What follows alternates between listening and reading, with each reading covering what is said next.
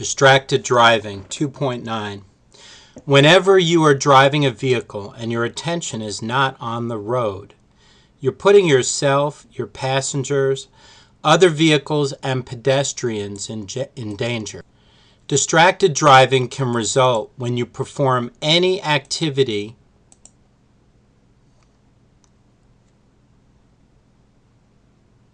that may shift your full attention from the driving task. Taking your eyes off the road or hands off the steering wheel presents obvious driving risks.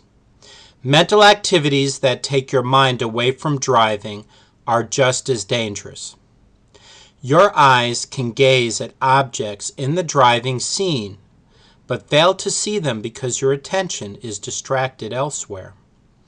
Activities that can distract your attention include talking to passengers, adjusting the radio, CD player, or climate controls, eating, drinking, or smoking, reading maps or other literature, picking up something that fell, reading billboards and other road advertisements, watching other people and vehicles, including aggressive drivers, talking on a cell phone or CB radio, using telematic devices such as navigation systems, pagers, etc., daydreaming, or being occupied with other mental distractions. Don't drive distracted. If drivers react a half second slower because of distractions, crashes double. Some tips to follow so you won't become distracted. Review and be totally familiar with all safety and usage features on any in-vehicle electronics, including your wireless or cell phone before you drive. Pre-program radio stations. Preload your favorite CDs or cassette tapes. Clear the vehicle of any unnecessary objects. Review maps and plan your route before you begin driving. Adjust all mirrors for best all-around visibility before you start your trip. Don't attempt to read or write while you drive. Avoid smoking, eating, and drinking while you drive. Don't engage in complex or emotionally intense conversations with other occupants. Use in-vehicle communication equipment cautiously.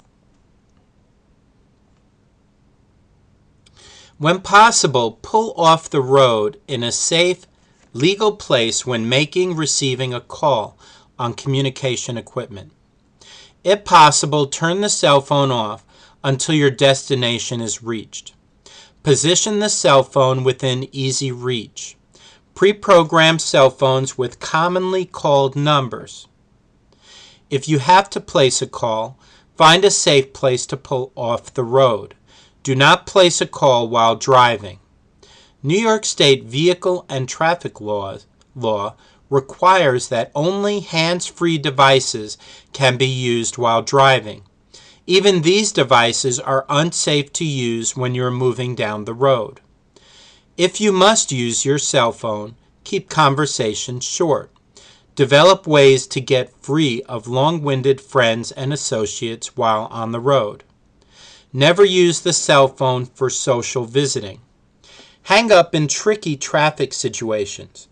Do not use the equipment when approaching locations with heavy traffic, road construction, heavy pedestrian traffic, or severe weather conditions. Do not attempt to type or read messages on your satellite system while driving.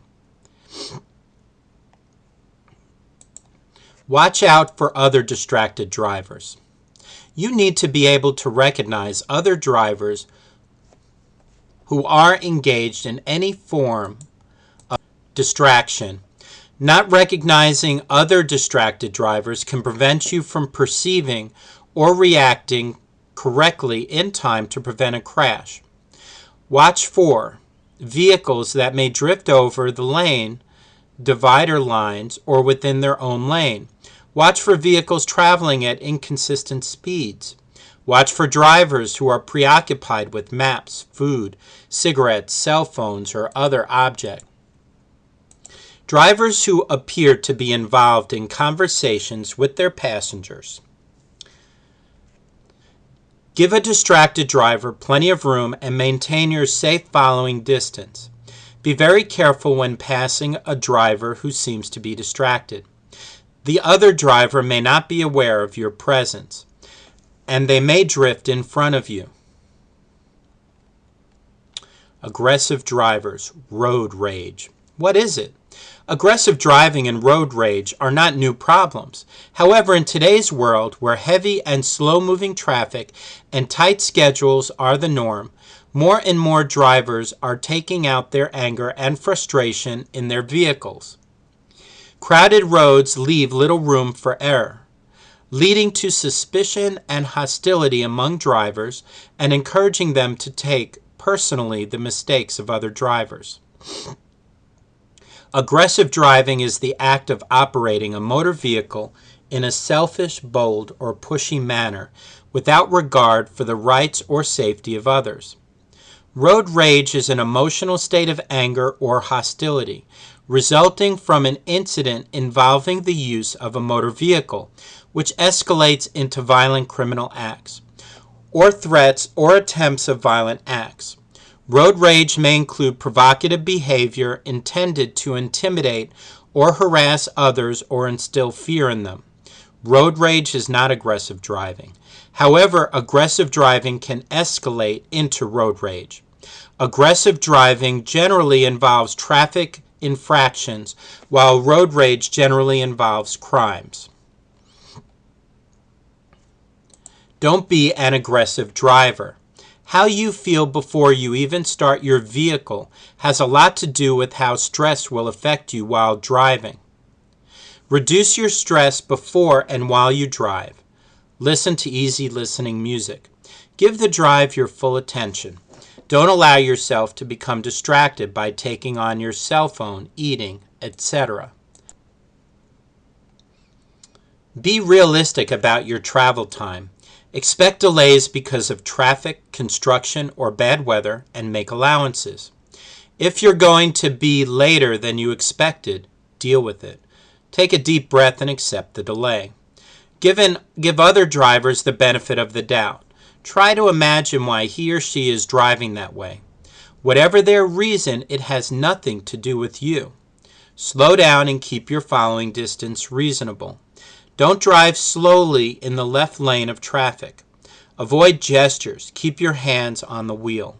Avoid making any gestures that might anger another driver. Even seemingly harmless expressions of irritation like shaking your head. Be a cautious and courteous driver. If another driver seems eager to get in front of you, say, "Be my guest." The response will soon become a habit, and you won't be as offended by other drivers' actions. What you should do when confronted by an aggressive driver. First and foremost, make every attempt to get out of their way. Put your pride in the back seat.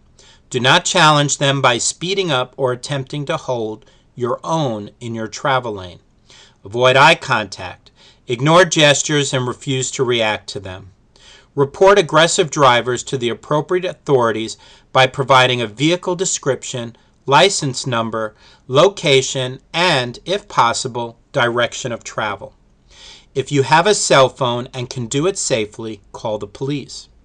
If an aggressive driver is involved in a crash farther down the road, stop a safe distance from the crash scene, wait for the police to arrive, and report the driving behavior that you witnessed. Subsections 2.9 and 2.10 test your knowledge. 1. What are some tips to follow so you won't become a distracted driver? 2. How do you use in-vehicle communications equipment cautiously? 3. How do you recognize a distracted driver? 4. What is the difference between aggressive driving and road rage? 5. What should you do when confronted with an aggressive driver? 6. What are some things you can do to reduce your stress before and while you drive? These questions may be on the test. If you can't answer them all, reread subsections 2.9 and 2.10. All right, section 2.11, driving at night. It's more dangerous. You are at greater risk when you drive at night. Drivers can't see hazards as quickly as in daylight, so they have less time to respond. Drivers caught by surprise are less able to avoid a crash.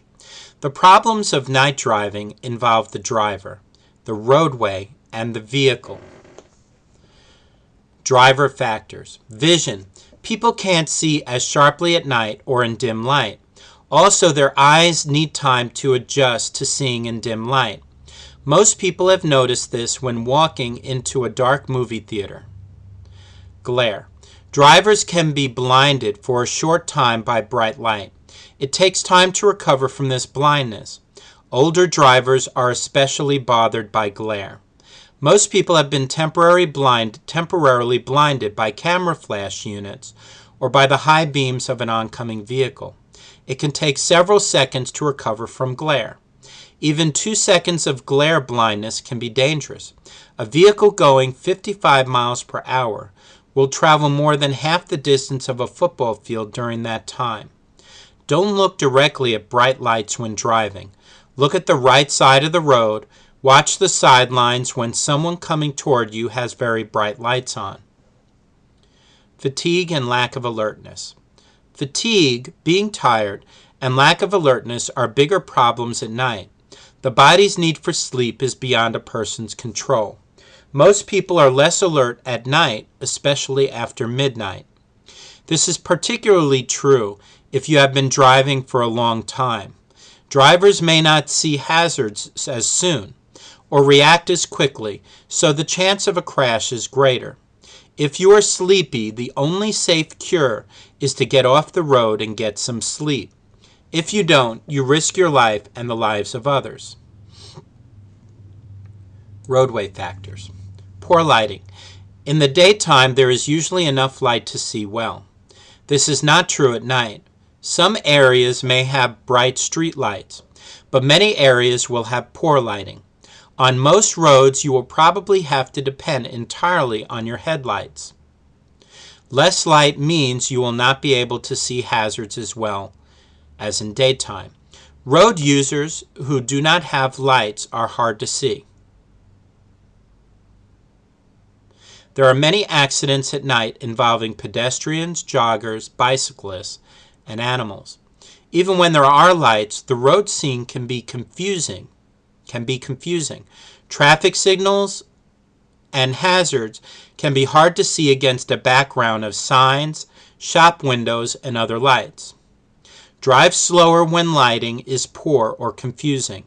Drive slowly enough to be sure you can stop in the distance you can see ahead. Drunk drivers. Drunk drivers and drivers under the influence of drugs are a hazard to themselves and to you. Be especially alert around the closing times for bars and taverns. Watch for drivers who have trouble staying in their lane or maintaining speed, who stop without reason or show other signs of being under the influence of alcohol or drugs. Vehicle factors. Headlights. At night, your headlights will usually be the main source of light for you to see by and for others to see you. You can't see nearly as much with your headlights as you see in the daytime. With low beams, you can see ahead about 250 feet, and with high beams about 350 to 500 feet. You must adjust your speed to keep your stopping distance within your sight distance. This means going slowly enough to be able to stop within the range of your headlights. Otherwise, by the time you see a hazard, you will not have time to stop. Night driving can be more dangerous if you have problems with your headlights. Dirty headlights may give only half the light they should. This cuts down your ability to see and makes it harder for others to see you. Make sure your lights are clean and working. Headlights can be out of adjustment. If they don't point in the right direction, they won't give you a good view, and they can blind other drivers. Have a qualified person make sure they are adjusted properly. Other lights. In order for you to be seen easily, the following must be clean and working properly: reflectors, marker lights, clearance lights, tail lights, identification lights. Turn signals and brake lights. At night, your turn signals and brake lights are even more important for telling other drivers what you intend to do. Make sure you have clean, working turn signals and stop lights. Windshield and mirrors. It is more important at night than in the daytime to have a clean windshield and clean mirrors. Bright lights at night can cause dirt on your windshield or mirrors to create a glare of its own, blocking your view. Most people have experienced driving toward the sun just as it has risen or is about to set, and found that they can barely see through a windshield that seems to look okay in the middle of the day. Clean your windshield on the inside and outside for safe driving at night. Night driving procedures. Pre-trip procedures. Make sure you are rested and alert. If you are drowsy, sleep before you drive. Even a nap can save your life or the lives of others. If you wear eyeglasses, make sure they are clean and unscratched. Don't wear sunglasses at night. Do a complete pre-trip inspection of your vehicle.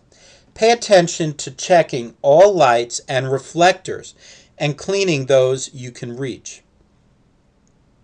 Avoid blinding others. Glare from your headlights can cause problems for drivers coming toward you. It can also bother drivers going in the same direction you are.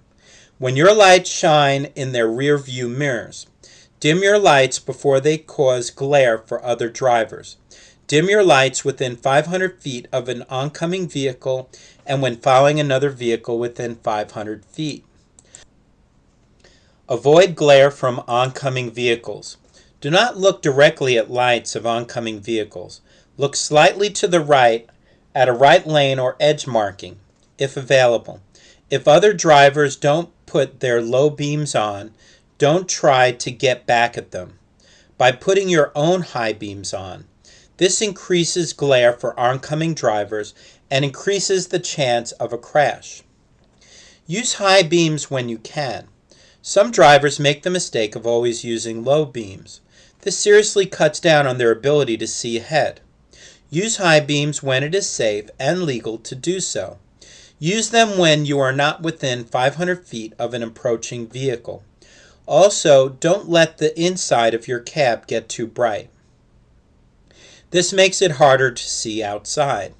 Keep the interior light off and adjust your instrument lights as low as you can to still be able to read the gauges. If you get sleepy, stop driving at the nearest safe place. People often don't realize how close they are to falling asleep even when their eyelids are falling shut. If you can safely do so, look at yourself in a mirror. If you look sleepy or you just feel sleepy, stop driving. You are in a very dangerous condition. The only safe cure is to sleep. Driving in fog 2.12. Fog can occur at any time. Fog on highways can be extremely dangerous. Fog is often unexpected and visibility can deteriorate rapidly. You should watch for foggy conditions and be ready to reduce your speed. Do not assume that the fog will thin out after you enter it. The best advice for driving in fog is, don't. It is preferable that you pull off the road into a rest area or truck stop until visibility is better. If you must drive, be sure to consider the following. Obey all fog-related warning signs. Slow down before you enter fog. Use low-beam headlights and fog lights for best visibility even in daytime. And be alert for other drivers who may have forgotten to turn on their lights. Turn on your four-way flashers. This will give vehicles approaching you from behind a quicker opportunity to notice your vehicle. Watch for vehicles on the side of the roadway. Seeing taillights or headlights in front of you may not be a true indication of where the road is ahead of you. The vehicle may not be on the road at all. Use roadside highway reflectors as guides to determine how the road may curve ahead of you. Listen for traffic you cannot see. Avoid passing other vehicles. Don't stop along the side of the road unless absolutely necessary. 2.13 Driving in Winter. Vehicle checks. Make sure your vehicle is ready before driving in winter weather. You should make a regular pre-trip inspection, paying extra attention to the following items: coolant level and antifreeze amount. Make sure the cooling system is full and there is enough antifreeze in the system to protect against freezing. This can be checked with a special coolant tester. Defrosting and heating equipment. Make sure the defrosters work. They are needed for safe driving. Make sure the heater is working and that you know how to operate it. If you use other heaters and expect to need them, e.g. mirror heaters, battery box heaters, fuel tank heaters, check their operation. Wipers and washers. Make sure the windshield wiper blades are in good condition. Make sure the wiper blades press against the window hard enough to wipe the windshield clean. Otherwise, they may not sweep off snow properly. Make sure the windshield washer works and there is washing fluid in the washer reservoir. Use windshield washer antifreeze to prevent freezing of the washer liquid. If you can't see well enough while driving, for example, if your wipers fail, stop safely and fix the problem. Tires. Make sure you have enough tread on your tires. The drive tires must provide traction to push the rig over wet pavement and through snow. The steering tires must have traction to steer the vehicle. Enough tread is especially important in winter conditions. You must have at least 4 32" tread depth in every major groove on front tires, and at least 2 32" on other tires.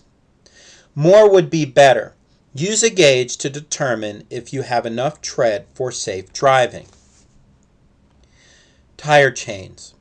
You may find yourself in conditions where you can't drive without chains, even to get to a place of safety.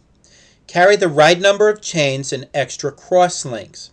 Make sure they will fit your drive tires.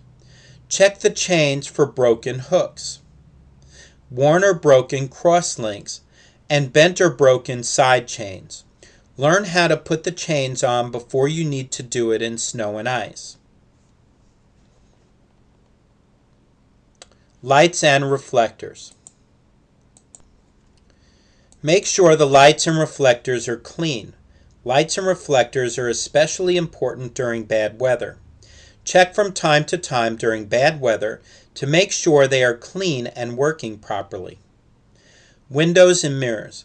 Remove any ice, snow, etc. from the windshield, windows, and mirrors before starting. Use a windshield scraper, snow brush, and windshield defroster as necessary. Handholds, steps, and deck plates. Remove all ice and snow from handholds, steps, and deck plates. This will reduce the danger of slipping. Radiator shutters and winter front. Remove ice from the radiator shutters. Make sure the winter front is not closed too tightly. If the shutters freeze shut or the winter front is closed too much, the engine may overheat and stop. Exhaust system. Exhaust system leaks are especially dangerous when cab ventilation may be poor, windows rolled up, etc.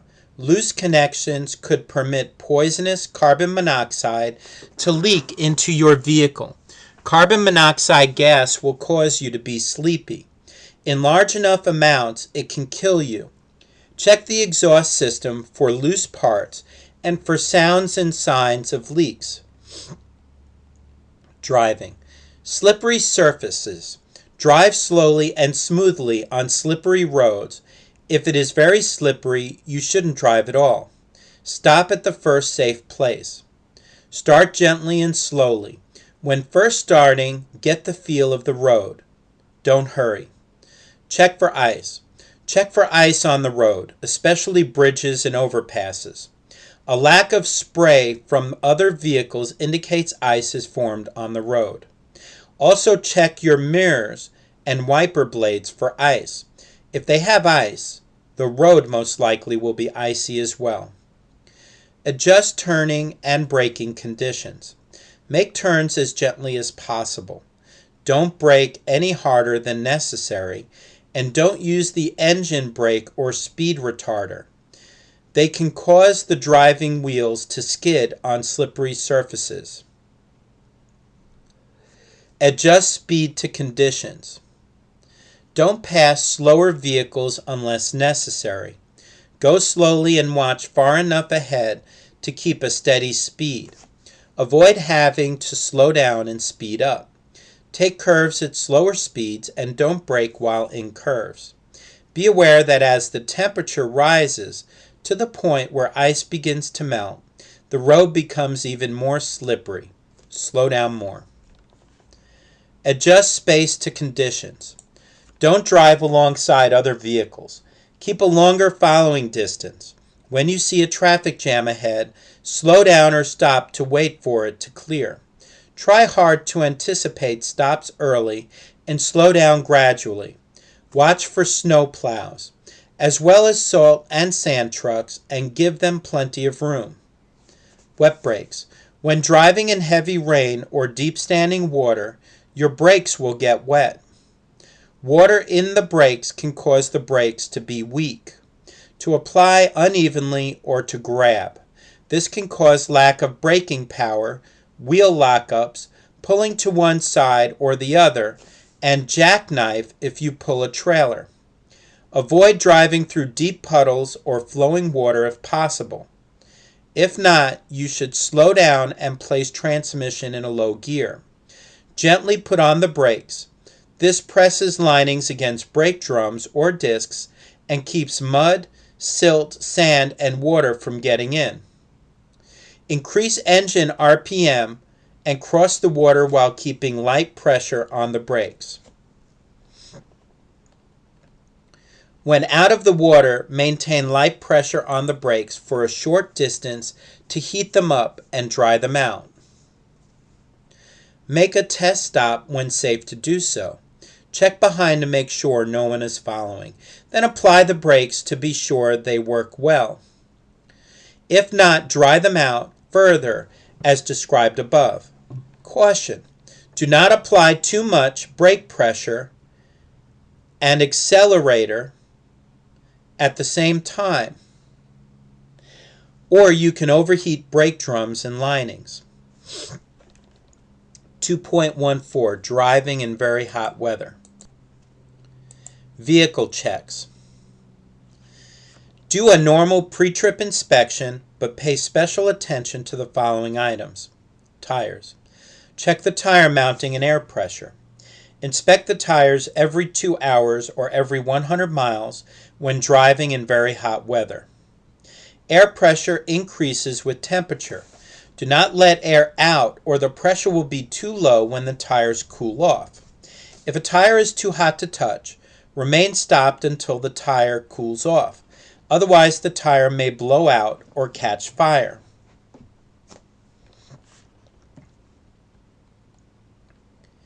Engine oil. The engine oil helps keep the engine cool, as well as lubricating it. Make sure there is enough engine oil. If you have an oil temperature gauge, make sure the temperature is within the proper range while you are driving. Engine coolant. Before starting out, make sure the engine cooling system has enough water and antifreeze according to the engine manufacturer's directions. Antifreeze helps the engine under hot conditions as well as cold conditions. When driving, check the water temperature or coolant temperature gauge from time to time. Make sure that it remains in the normal range. If the gauge goes above the highest safe temperature, there may be something wrong that could lead to engine failure and possibly fire. Stop driving as soon as safely possible and try to find out what is wrong. Some vehicles have sight glasses, see-through coolant overflow containers, or coolant recovery containers. These permit you to check the coolant level while the engine is hot. If the container is not part of the pressurized system, the cap can be safely removed and coolant added even when the engine is at operating temperature. Never remove the radiator cap or any part of the pressurized system until the system is cooled. Steam and boiling water can spray under pressure and cause severe burns. If you can touch the radiator cap with your bare hand, it is probably cool enough to open. If coolant has to be added to a system without a recovery tank or overflow tank, follow these steps. Shut engine off, wait until engine is cooled, protect hands, use gloves or a thick cloth. Turn radiator cap slowly to the first stop, which releases the pressure seal. Step back while pressure is released from cooling system. When all pressure has been released, press down on the cap and turn it further to remove it. Visually check level of coolant and add more coolant if necessary. Replace cap and turn all the way to the closed position. Engine belts. Learn how to check V-belt tightness on your vehicle by pressing on the belts. Loose belts will not turn the water pump and/or fan properly. This will result in overheating. Also check belts for cracking or other signs of wear. Hoses. Make sure coolant hoses are in good condition. A broken hose while driving can lead to engine failure and even fire. Driving. Watch for bleeding tar. Tar in the road pavement frequently rises to the surface in very hot weather. Spots where tar bleeds to the surface are very slippery. Go slowly enough to prevent overheating. High speeds create more heat for tires and the engine. In desert conditions, the heat may build up to the point where it is dangerous. The heat will increase chances of tire failure or even fire and engine failure. 2.11, 2.12, 2.13, and 2.14 subsections. Test your knowledge. 1. You should use low beams whenever you can. True or false? 2. What should you do before you drive if you are drowsy? 3. What effects can wet brakes cause? How can you avoid these problems? 4. You should let air out of hot tires so the pressure goes back to normal. True or false? 5. You can safely remove the radiator cap as long as the engine isn't overheated. True or false? These questions may be on the test. If you can't answer all of them, reread subsections 2.11, 2.12, 2.13, and 2.14. Okay, thank you for listening. Lord willing, we will continue 2.15 in the next video. We are on page 37 of section or chapter 2.